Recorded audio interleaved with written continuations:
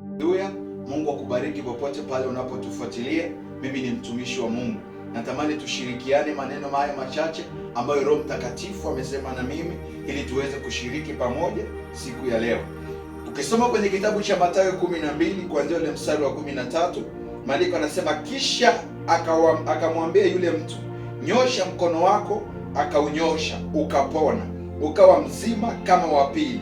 Lakini wale Mafarisayo wakatoka wakafanya shauri juu yake jinsi ya kumwangamiza. Naye Yesu aliyakiyafahamu hayo, akaondoka huko, na watu wengi wakamfuata, akawaponya wote. Sote tunafahamu kwamba jaribu kubwa ambalo Yesu alikutana nalo akiwa duniani ilikuwa ni jaribu la kuuawa. Tunaona wakati anazaliwa, Herode anaua watu wote, watoto wa kiume wote kwenye ule mji. So tunaona wakati Yesu anafanya huduma zake kule Yerusalemu, kule Galilaya, kule Nazareti, tunaona akiwa anafanya huduma kwenye masinagogi, kuna wakati wakamchukua wakampeleka kwenye bonde wakitamani kumua. So tunaona jaribu kubwa ambalo Yesu alikutana nalo akiwa duniani lilikuwa ni jaribu la kuuawa. Na sio tu jaribu la kuuawa kabla ya muda, premature death. Maana yake Yesu Kristo angekufa kabla ya wakati wake, kifo chake kisingekuwa na maana. Yesu Kristo angekufa kabla ya wakati wake, kifo chake kingekuwa hakina maana. Maana yake ni hii: Yesu angekuwa kama manabii wengine, kwa sababu hata manabii wengine walikufa. Wakina Elia walikufa, wakina Elia walichukuliwa, wakina Elisha walikufa. Manabii wote wakubwa tunaowaona wengine walikufa. Maana yake Yesu Kristo asingekuwa tofauti na manabii wengine kama asingekufa kile kifo ambacho Mungu alitaka kwa wakati ule ili kuweza kuchukua dhambi za ulimwengu. So kifo cha Yesu Kristo leo hii kina maana kwa sababu alikufa katika mlengo wa Mungu, alikufa katika mpango wa Mungu, alikufa katika makusudi ya Mungu. Na ndio maana wakati wote wakipanga mashauri ya kumuua, hawakuweza kumuua kwa sababu haukuwa wakati wa Mungu. Haukuwa wakati wa Mungu. Maana yake kama sio wakati wa Mungu, kukuondoa sehemu yako, kukuondoa kwenye biashara, kukuondoa kwenye kazi, kukuharibu ndoa yako, kukutoa mahali popote para yako, uwe na uhakika hawataweza kukutoa kwa sababu sio wakati wa Mungu na Mungu hawezi kuwaruhusu. So tunaona mstari wa 15, naye Yesu aliyakiyafahamu hayo, akaondoka huko, na watu wengi wakamfuata, akawaponya. So kilichomsaidia Yesu, alifahamu yale ambayo Mafarisayo walikuwa wameyakusudia. Alifahamu kile ambacho alifahamu kila kitu ambacho kibaya walikuwa wamekikusudia kukifanya juu yake. So kilichomsaidia Yesu sio maombi aliyokuwa anaomba juu ya mlima, japokuwa maombi aliyokuwa anaomba alimsaidia. Sio kwa sababu yeye ni mwana wa Mungu, aliyafahamu yale ambayo adui zake Mafarisayo, alifahamu kila kitu kibaya ambacho maadui walikuwa wamekusudia juu yake.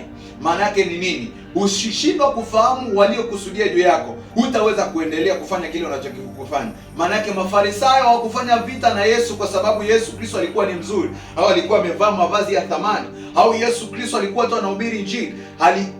Mafarisayo walifanya vita na Yesu kwa sababu ya kile alichokuwa anafanya, kwa sababu ya matokeo ya kile alichokuwa anafanya. Ukisoma kuanzia sura ya kwanza, unaona kuna mtu mwenye kupooza ambaye alikwenda akamponya, na Mafarisayo ndipo wakainua vita juu yake. Kwenye dunia hii na ulimwengu huu ambao umejaa chuki, umejaa tamaa, umejaa wivu, utakuja kugundua chochote utakachokifanya, kama watu hawatakipenda, ujue kuna watu watakipenda, lakini kuna watu watakichukia, kuna watu hawatakipenda. Ni lazima ujue kwamba chochote utakachokifanya, kama kitaleta matokeo kwa watu, kama kitaleta faida kwa watu, kama kitawavusha watu, kama kitawapeleka watu viwango vingine, uwe na uhakika utakutana na vita. So vita kubwa ulionayo aidha kwenye ndoa, vita kubwa ulionayo na wafanyakazi wenzako, vita kubwa ulionayo kwenye huduma, vita kubwa ulionayo kwenye biashara, ni kwa sababu ya matokeo ya kile ulichokuwa unafanya. Mafarisayo walikuwa hawana shida na Yesu, walikuwa na shida na kile alichokuwa anafanya, na waliona namna nzuri ya kuzuia asiendelee kufanya ni kuweza kumuua.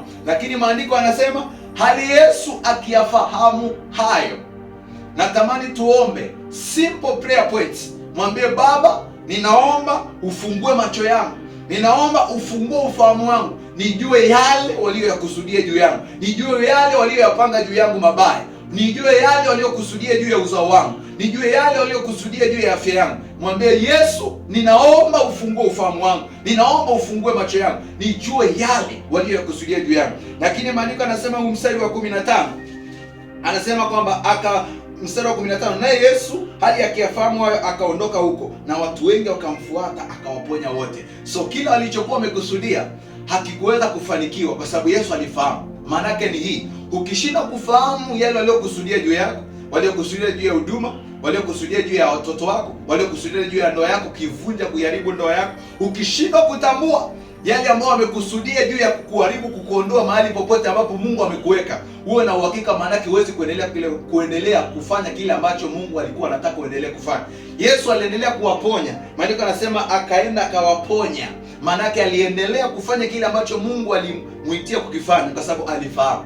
Utashinda kuendelea kukaa kwenye biashara kama hutafahamu waliokusudia. Ndoa yako itaharibika kama hautafahamu waliokusudia.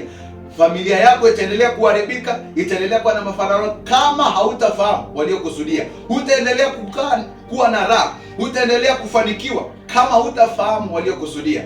Mungu afungue macho yako katika jina la Yesu Kristo aliye hai.